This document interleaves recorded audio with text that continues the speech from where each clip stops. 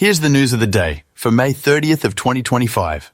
GAMA has welcomed Robinson Helicopter and Delta Hawk engines as members and Whisper Aero as an associate, highlighting advances in rotorcraft, jet-fueled piston engines, and quiet propulsion. Sweet Helicopters set a new record by flying over 500 passengers to the Indy 500, using 9 rotorcraft to beat weather delays and traffic with safe, efficient charter service. Aerofugia has become China's first eVTOL host manufacturer to earn CCAR 135 certification, enabling piloted low-altitude passenger and sightseeing flights with its 6-seat E200 aircraft. Wing and DoorDash have launched drone deliveries in Charlotte, North Carolina, offering meals and essentials from local favorites within minutes to homes near the Arboretum Shopping Center.